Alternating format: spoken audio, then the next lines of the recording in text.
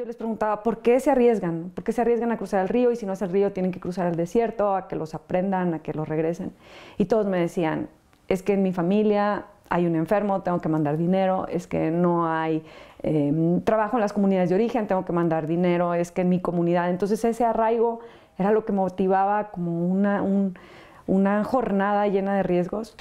Y por eso decidí para mi doctorado estudiar las comunidades de origen, pues entender un poco qué pasa, por qué se van, qué pasa con los que se quedan, cuál es la relación entre los migrantes que se van con sus familias, cómo se reconstruye la familia, cómo se reconstruye la comunidad. Y desde ahí he recorrido las zonas rurales de México, en el noreste, en el centro, tratando un poco de entender esta migración.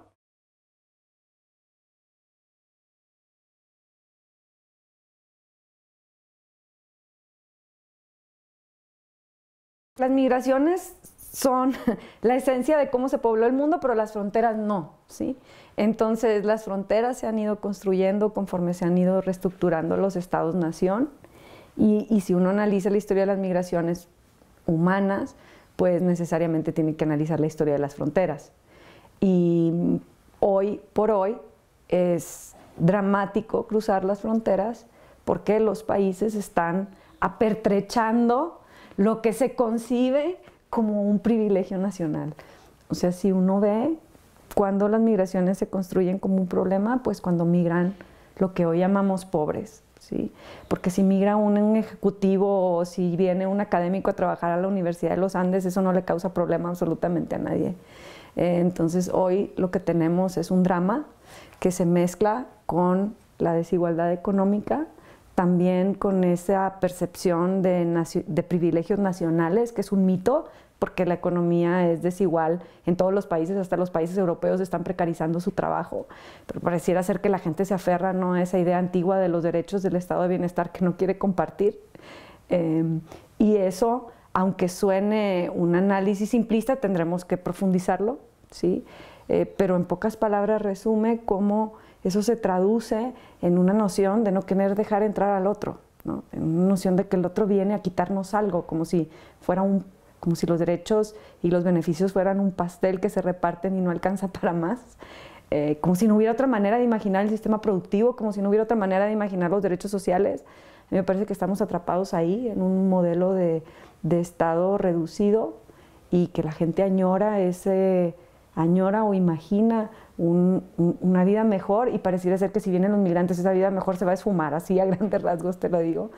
Y eso se ha traducido en en el trágico cierre de fronteras alrededor del mundo.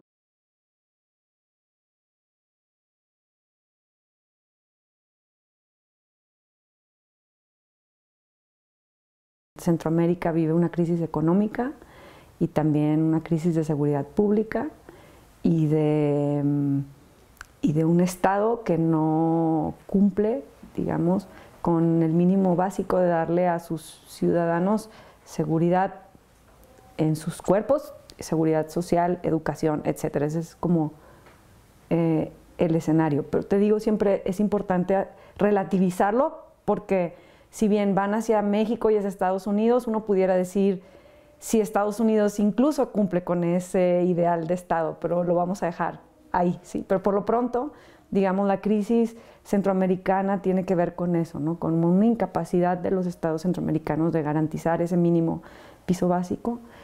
Y esta inseguridad ha llevado a las personas a buscar alternativas de vida, porque lo que tienen en casa no es mucha opción, es o someterse a la violencia en sus comunidades, ya sea del crimen organizado, de las policías, etcétera, o prácticamente perecer, ¿sí? Y aquí es donde tenemos que empezar a problematizar si estos migrantes son migrantes, que quiere decir que tomaron una decisión para salir, o si realmente son refugiados porque no les queda de otra. Y eso tiene implicaciones legales importantes, porque a un refugiado hay que recibirlo, hay que procesar la solicitud de refugio, y a un migrante directamente se le puede aprehender y se le puede deportar.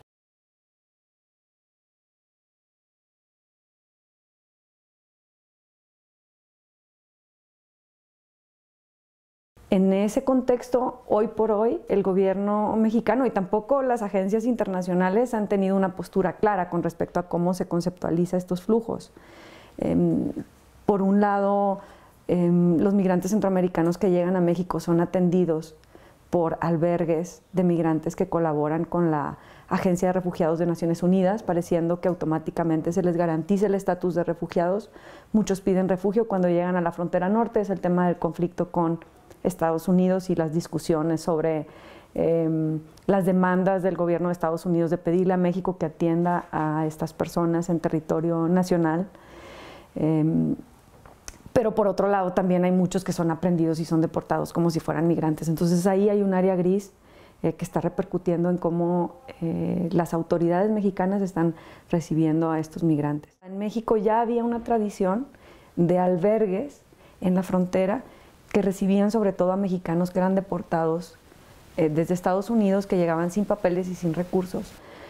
Cuando los migrantes centroamericanos empiezan a aumentar como número, incluso antes de la crisis de la caravana, estos albergues se empiezan a replicar a lo largo de la ruta. Entonces antes empiezan en la frontera, pero conforme empieza a haber para recibir a mexicanos deportados, y entre ellos venían a veces centroamericanos que no eran bien clasificados, y luego cuando empieza a haber más centroamericanos, pues la Iglesia Católica y las instituciones de caridad empiezan a abrir albergues en otras ciudades donde se empieza a notar que llegan los centroamericanos. Por otro lado, encuentran en los albergues una mezcla de asistencia social con recursos de las agencias internacionales, que es muy interesante porque no estamos en el escenario europeo, no son campos de refugiados instituidos por personal profesionalizado, sino que son instituciones de origen, vamos a decirlo así, de origen asistencial, con una inspiración religiosa, aunque ahora no todas, pero sí hay en casi todos involucradas personas de inspiración religiosa que están recibiendo presupuestos internacionales y están construyendo espacios para recibirles. Y esto les permite moverse a lo largo del territorio.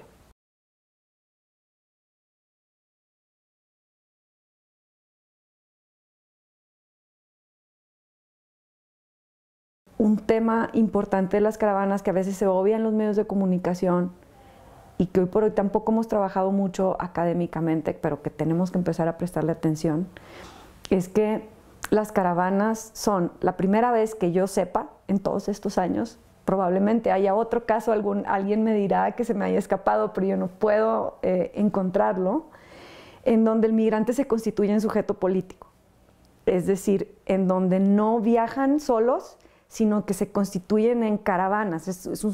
La caravana es un sujeto colectivo y usualmente tiene un vocero. Entonces, eso también es muy interesante porque es una forma de resistir la victimización. Ya sabemos que viajar en grupo pues es una estrategia para protegerse, pero viajar en un grupo que además se constituye como actor social que le dice a la sociedad de destino, aquí estoy y quiero que me trates de esta manera y quiero que me recibas, eso para mí es algo nuevo que tenemos que empezar a trabajar y a problematizar, y eso es importante porque eso le ha dado a las caravanas exposición en los medios de comunicación, y entonces la gente les presta atención que antes no les prestaba. Por un lado sí, por esta sensación de invasión y la xenofobia que existe, y porque están llegando a las ciudades y hay visibilidad, pero por otro lado también porque al constituirse como sujetos políticos pues hay un interlocutor que antes no había.